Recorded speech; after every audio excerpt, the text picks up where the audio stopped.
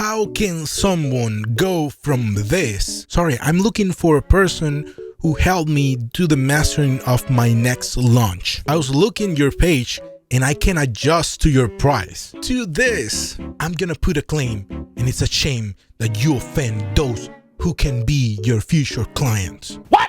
Don't worry, because I'm gonna explain everything to you. Let's go.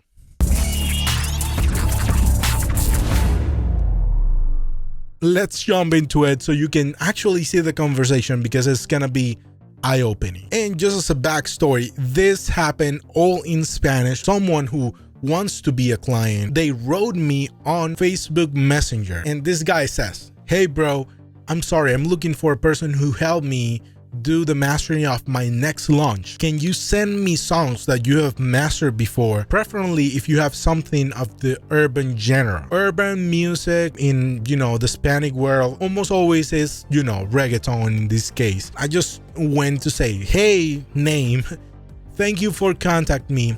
What is your budget?"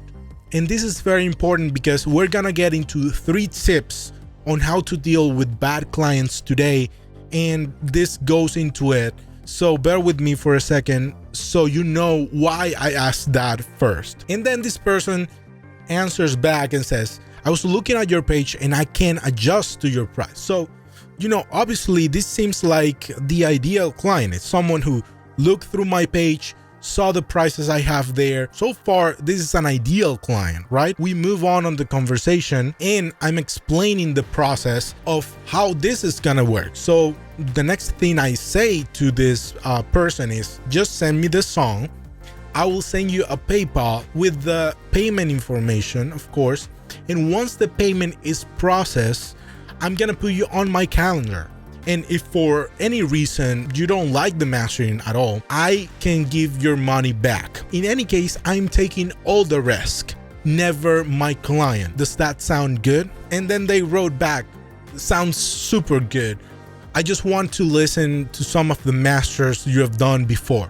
At this point, I sent him a few songs, including a few video lyrics that I've done for a few of my clients, and goes to say, "Yeah, please, I would like to also know how much you charge per video." I sent him the price, and if you see a gap in between there, it's because I could see them texting and they stop. I want to keep this moving because I cannot afford to lose time. And I just wrote back, "No pressure, of course.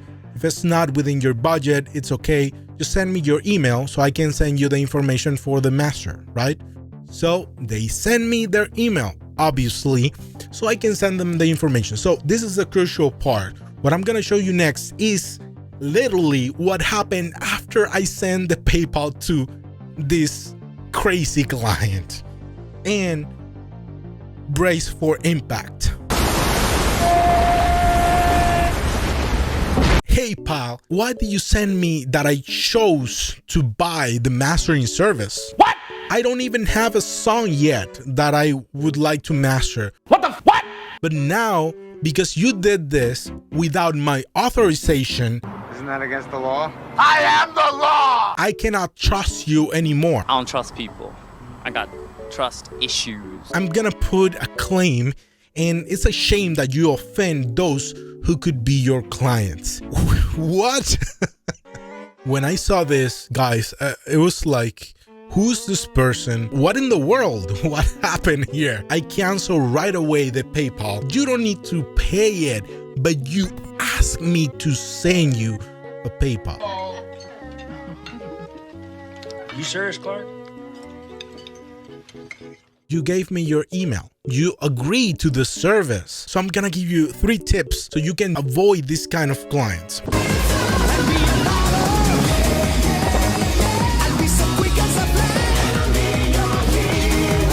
So tip number 1 is register your business legally. I have my business, Elisha Record Studio, as a legal business here in the state that I live in within the US. You need to do your research and see what the local law says about that, and that allows you to go to the bank with this paper and literally open a business account. Tip number 2, talk about money as soon as it's possible in the conversation.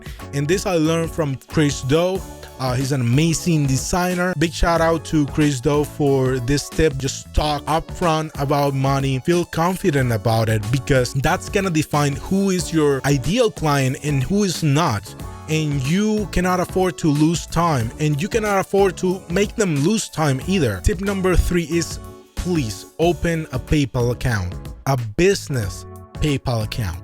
You cannot believe how many hours I've saved and how many scams I have avoided because I have a PayPal account. I can send you the information, I can send you the PayPal. When the payment is processed, we can start doing business. And as soon as I say that, they just drop, they just go away. And that's tip number 3, because that's gonna be a barrier between the persons who are literally gonna pay and those who are not gonna pay, who are not gonna be your ideal client.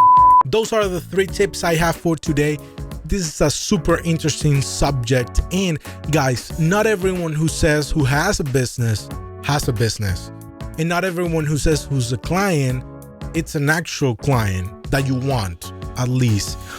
So please have this in place, and I want to leave you with a question. Do you have a system that allows you to have your business properly registered, that you can talk about money with confidence because you know what you're doing, and that you have, you know, something like a PayPal account or similar so you can actually charge your clients, send invoices? Do you have that system in place right now for your business? Let me know in the comments below. Until next video, guys, remember to subscribe so you don't miss any other video from us. Hit like, hit subscribe, hit the bell, and don't stress. Do your best, be blessed, avoid crazy clients like this one, and see you in the next one.